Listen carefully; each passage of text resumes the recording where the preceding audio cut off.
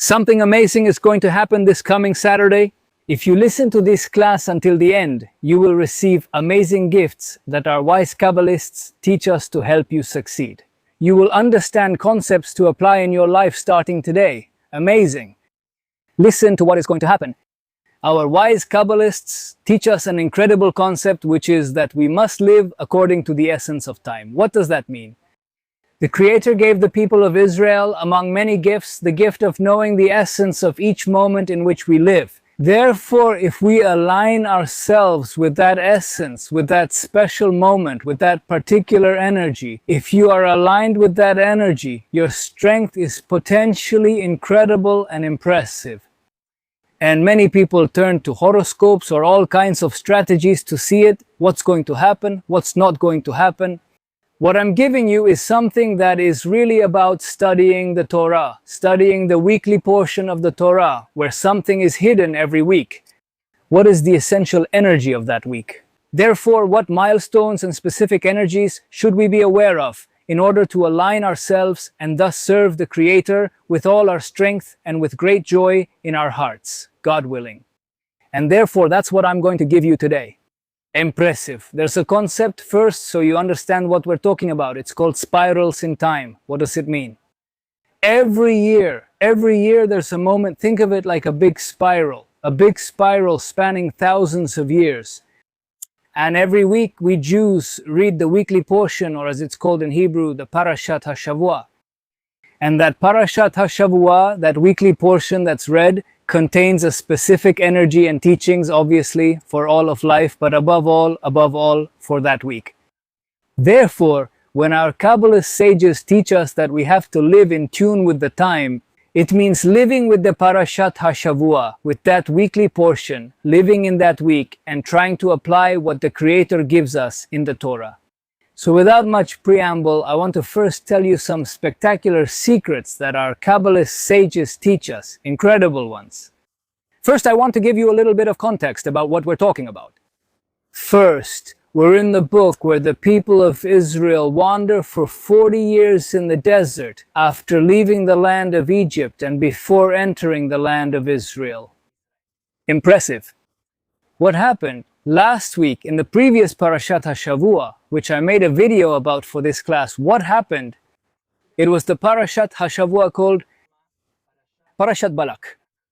Very well. In summary, I'm going to tell you a very concrete concept that will be useful in your life, God willing, and then I want to go to the current Parashat, which is the upcoming one, Parashat Pinchas. Very well. There is an impressive concept. In the story, told in a very summarized way, there was a Melech. A Melech means a king in Hebrew, the king of the people of Moab. His name was Balak. Very well. Balak, a staunch anti-Semite, unfortunately, instead of wanting to welcome the people of Israel, knowing that the people of Israel obviously want to enlighten the world and obviously do good, wanted to wage war. And what did he want? What kind of war did he want to wage? He realized, obviously, that the Creator was with the people of Israel, took them out of Egypt. They had the clouds of glory, the pillar of fire, the manna from heaven, the tabernacle with constant miracles. The people of Israel were constantly embraced by the Creator at every moment. Obviously, he had no chance of defeating them in battle, of waging a war, so what did he come up with? He came up with the idea of hiring, willing to pay thousands upon thousands in the currency of that time, a fortune, the greatest prophet of the era, who was not Jewish, named Balaam. You should know that the Creator gave the world at that time a prophet named Balaam, with a prophecy that, as our sages explain, was so great that in some aspects it resembled the prophecy of Moses. So we're talking about an impressive prophecy. But unfortunately, this man, Balaam, instead of receiving these powers, this incredible prophecy and these great spiritual forces that the Creator gave to him and to the world, at that time he used them to do evil, very negative things with a total lack of ethics, and unfortunately that's what this person devoted himself to. He had a business, basically it was a business that sold blessings or curses to the highest bidder, deciding whom to bless. In other words, whoever sent for him, that was his business. He was someone very, very rich, and unfortunately, instead of using prophecy in a pure way, he used it for evil very well. But since that's not our specific topic, I don't want to go too deep into them, but I want to share a concept with you. Then I'll connect it to the weekly portion, which is our portion for this coming Saturday. Impressive, with spectacular gifts and secrets for you if you want to listen carefully. What happened with Balaam at first? When a delegation sent by Balak, by King Balak, comes to hire him, he said, no, I can't go with you, because he wanted to say it in a subtle way. You are not such important people, you are not important ministers to receive me. With the limousine, obviously there weren't any at that time, but metaphorically with the limousine that was meant for me. And with the entourage of great ministers, presidents, vice presidents, ministers, judges. No, you are very simple people. Go to Balak and tell him that he has to send people far more distinguished than you. He hinted that to him, and the Creator told him, don't go, don't go, don't go. In prophecy, he told him not to go because what did he want? As I told you, Balak wanted Balaam to curse the people of Israel. In other words, he wanted to use a spiritual force to defeat the people of Israel. But obviously, as I told you, the Creator is, was, and will always be with us. So that's why he said, don't go. Then a delegation with more important people came, and he said, well, I'll see. I'll talk to the Creator and see what he tells me. He knew the Creator didn't want him to curse his children, the people of Israel. Did he go again? He asked the Creator, who replied, do you want to go? Go, but just know this. Obviously, I'm saying this in my own words, but it's pretty close to the verses. Just so you know, what I put in your mouth, the words I put in your mouth, that's what you're going to say. And Balaam said, all right, fine, I'll go. And he decided to go. It was basically the weekly Torah portion, Parashat Balak, very spiritual, very mystical, with very interesting things in it. But basically, the Creator gave Balaam, this prophet who, as I told you, misused his gifts that the Creator gave him. And he put words of blessings for the people of Israel. Impressive, like in Hebrew, Matovu ohalecha Yaakov mishkenotecha Yisrael, which means, how beautiful are your tents, Yaakov, your dwellings, Israel. That is, he paraphrased it freely, or ohalecha means tents, Matovu ohalecha Yaakov mishkenotecha Yisrael, where you dwell. Israel saw the righteousness of the people of Israel. He saw the privacy that each tent had with the windows, not one facing the other. For privacy, for ethics, for being modest. That is to say, Balaam saw the beauty of the people of Israel, and how did they behave so ethically. And the Creator put those words in his mouth, and really incredible blessings that he put in Balaam's mouth. Until Balak really got angry and said, I hired you to curse the people of Israel and you blessed them. Well, and then he basically threw him out. This is a very summarized version. But the concept I want to use now as a bridge to the next weekly portion, which is the Torah portion of Pinchas, is the following, as our sages explain. It's something impressive. They explain the following in Hebrew. I'll translate it for you. It's a phrase. It goes like this. Baderech, on the path a person wants to take, the Creator leads him. What does that mean? You can start using this in your life now. You have to be very careful with what you want, because what you want and what you try to do according to what you want, that way the Creator gives you free will, and that's how the Creator helps you go to that place now, he explains. Our sages, I say this in Hebrew, it's very important Hebrew. Hebrew has 22 letters. That the Creator created and creates and keeps creating at every moment. The world is amazing. In fact, I just remembered now because I don't want to forget to leave it for the end. If God wills, I'll try to remember to leave it here, in it. In the video description there are several links, several URLs. One of them is a link to a club we opened recently. It's about amazing Hebrew wisdom. You can ask for information there. There's also a URL to my community, Israel High, on WhatsApp, with a phone number where you can ask questions and request information, and there are other links as well. God willing, I'll try to put it below the video. I close parentheses and continue. Wait, the following is unknown. And I told you in Hebrew, it's impressive. The 22 letters in Hebrew, each letter has an incredible creative power with which the Creator instantly creates the world. Now I continue. It says, Abaleitaer Mesain veyado means, if a person wants to do good, they do it freely, the person who wants to do good. The Creator helps the one who wants to do good, but if someone wants to do things wrong, the Creator doesn't lock the door on them. The door is open for the person to decide what they want to be. The Creator gives you your free will, your ability to choose completely freely, a free capacity for choice. Therefore, if you want to do good, the Creator helps you, and will give you a little push so you go down that good path. But if, God forbid, you or someone wants to do evil, the Creator gives them free will. He doesn't close the door on them. He doesn't close the door. But the door is open so that the person really, God forbid, if they want to do evil, has the possibility to do it. But obviously, we all want to do good, of course. So what happened here? Giving a very brief summary of what we talked about before regarding Balak and Balaam. Balak, instead of, like I told you, what did he want? He wanted to do evil. He was a staunch anti-Semite, anti-Creator, therefore against the people of Israel. Instead of wanting to embrace them, to tell them, you are welcome in my land, how can I help you? The people of Israel wanted to reach the land of Israel and do good along the way. We didn't want to. We had no interest in waging any war or anything like that. We just wanted to go to the land of Israel, from Egypt to the land of Israel. But unfortunately, Balak wanted to do evil, and he hired Balaam. And Balaam, as I told you, had incredible gifts from the Creator, impressive prophecy, but he wanted to do evil. The Creator told him, don't go.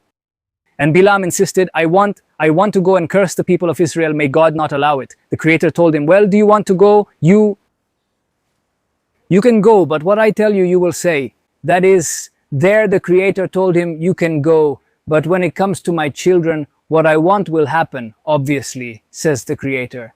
Therefore, obviously, when it comes to negatively affecting the people of Israel, that result, obviously, the Creator embraces his people. Now, free will doing evil, that Balaam decided to do evil, but the Creator put words of falsehood in his mouth. Blessing, something very deep, but basically it's about knowing that we basically are judged by what we want to do. Obviously, the result does not depend on us. For example, differentiating infinitely many times, someone is going to take an exam, studies. Obviously, the free will is to study a lot. What they are going to be asked, how they are going to answer, that doesn't depend on the person. No, they are not. The person has no control over that exam, that's unknown. But if the person studied, didn't study, really made an effort, that's totally a merit for the person who did it. Therefore, basically, human beings are judged by what they want, really. The result is not in our hands. What happens is impossible to control, but yes, you can control what you want, what you try to do, and that's the real test. What is it that you want to do? As it's said in Hebrew, your desire, your will, that's where all the secrets are hidden. And if you take this home with you, in your heart, in your mind, you've taken incredible, spectacular gifts that you can apply from this very moment. Therefore, to sum it all up and now, as a bridge to the next weekly Torah portion, which is Pinchas, basically, what is it that you want? Why? As I told you, according to what you want, the Creator will guide you. Feeling down, as I told you in Hebrew, badere, on the path that a person wants to go, bamol higinoto, on that path, the Creator will help him go. Therefore, take this concept and use it as a bridge for the next one. Now, what I'm going to explain to you next for the next parasha, which is Pinchas, is look at what you want, and that's where the real test is. What do you want? What is it that you really want? And if you realize that you want negative things, give yourself time to reflect, think, talk to the Creator in your own words. Ask Him for help and guidance. May He really help you to create good things, to create the will of the Creator, to create your mission in life, to seek a life of purpose, to do good to others. A kind word, a good gesture, a good deed, a word of encouragement, being a good listener. Encourage others, encourage yourself, create a good work environment, a good study environment in your family, wherever you are. Do good and want good, above all want good, and therefore if God wills, do good. Because everything comes from what you want is the driving force. What will come next? And if God wants the Creator, He will make you. May the results be excellent, but an excellent result at a simple level cannot happen. If your reason, if your will doesn't come from a good place, obviously the creator, obviously he is the creator, he is the master of the universe, he is the master of all actions. We say Adon Kol Hamasim, the master of all actions. The creator is everything, includes everything, is above everything. Obviously, of course, he is the creator of the universe, of course. But the test is at the level of what? Of what you can do, of what you are able to do. It's what kind of reason I have. What intention do I have? Is it good? Is it not good? Do I need to refine it? This. And one piece of advice is to talk to the creator as much as you can with your own words, without looking for eloquence, your heart with the creator. Spectacular. Very good. Let's continue now to this next weekly portion, which is Pinchas. A lot of things happen, but I want to stop at a very, very deep point that if you understand this point, I can give you, as I said, incredible gifts for your life. Very well. In this weekly portion, it appears, I'm going to read it in Hebrew and I'm going to translate it, but basically, so you understand the context, it's when the Creator tells Moses to go up a mountain and tells him that he is going to pass away, And this is before entering the land of Israel. And the first thing Moses does basically is when he hears that from the Creator, he says to the Creator, go up the mountain so that he can see the land of Israel from the mountain, basically. Impressive. Surely Moses saw the land of Israel, which is where I have the merit to be at this moment, the holy land of Israel. Baruch Hashem, thank God. And surely he made many tefillot in Hebrew, many prayers for the people of Israel, for the land of Israel, for the whole world, surely. But the first thing that came out of Moses' holy lips is,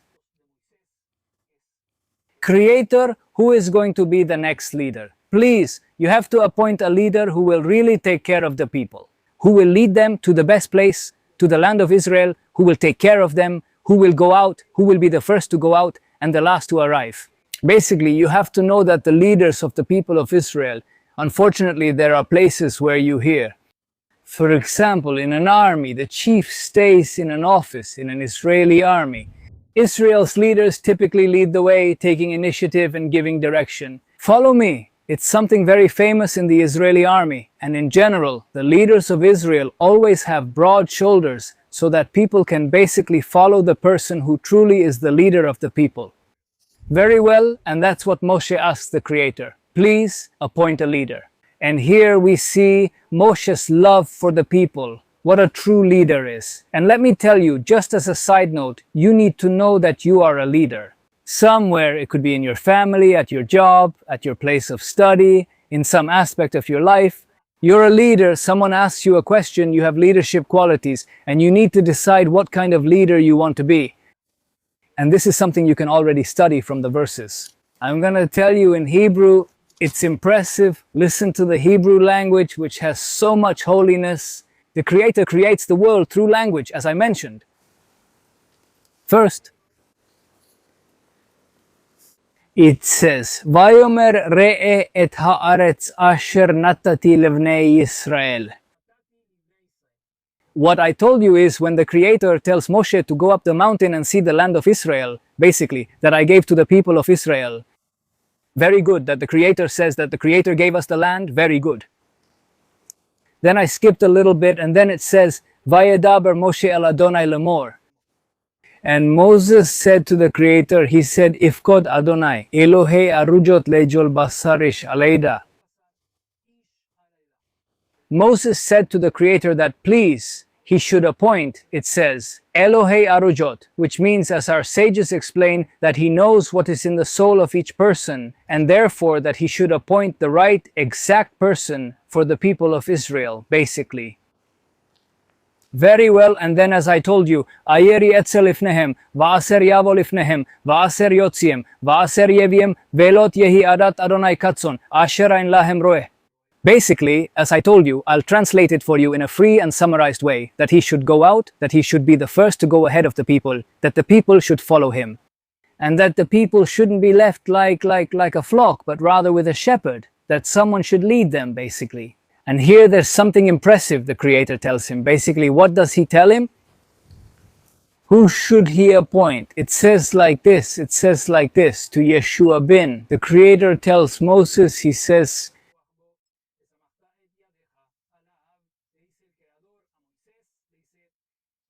to Yehoshua bin Nun, Yehoshua the son of Nun, or Joshua. In Spanish, Josue, the son of Nun, and Yeshua, the Spirit is in him. One who is the first, the great student of Moses is Joshua, the son of Nun, who has prophecy. The Creator says he has prophecy. Very well. And he tells him to put your hand, basically, appoint him, put your hand on Joshua, basically. I'll give you a bit of context. It says basically, appoint him in front of all the people of Israel so that all the people of Israel can see it, that basically I told you to appoint him, and that he is truly accepted by all the people as your successor, Moses. Excellent. I'm going to tell you something incredible here. First we see, and here I want to start wrapping up the concepts of this weekly portion of Pinchas. That's one of the many points, but I want to focus on this one, the gift I want to give you. Real leadership. Basically, Moshe, the great leader and great rabbi of the people of Israel, and obviously of the whole world, because the Torah is relevant for the whole world, each one according to their mission, the people of Israel with their mission, the nations of the world with their mission. But the Torah, the Jewish Bible, is relevant for the whole world. All right. Now Moses, as I told you, the first thing he says is, please, as soon as he knows he's going to pass away, when the Creator tells him he's going to die, the first thing he says is not, oh, but and start talking about himself. No. The first thing is, please, who is going to take care of the people after me? Who will be the leader? Here we see the humility of Moses and the love for the people he leads. It's impressive. That's the first point. Another point, he says, please, who should lead? Someone who really knows Moses. Someone who truly understands each person. There are impressive stories. For example, there is a custom in synagogues where there is someone called a yamash. A yamash is basically someone who serves the community. What does he do? For example, if there is a Torah class and there are people, he prepares tea for them, puts out cookies, and sets up the chairs. The tablecloth, the chair for the rabbi's books, and the study sheets for the students. That is, he is someone who takes care of all that. In Hebrew, he's called Yamash. Now, there are Shamashim, Yamashim. Yamashim is plural, who can be 80 or 90 years old and have been in the synagogue as Yamashim since they were 18. Therefore, you can imagine that they already know. He likes his tea very hot, and he likes his tea warm, and he likes salty cookies, he likes sweet cookies, and he likes a page with big letters because his eyes started to hurt, so he put them on. He needs glasses with a stronger prescription. That is, he knows each person. What's wrong with him? If the air conditioning bothers him, leave the window open or the door open, or if there's noise from the saw, that is, he's someone who knows the community. And so, metaphorically, Moses of blessed memory asks the Creator to please appoint someone who truly knows each person. Imagine, millions of people, it's not a small community, it's the people of Israel, millions of people who knows each one, who listens to them, who has empathy. Empathy, that's another gift I want to give you. Wherever you are, empathy. What's happening to the other person? What hurts them? And there, even ask the Creator to help them, or to help them with what hurts them. Basically, be someone who, in your place, is the best leader you can be.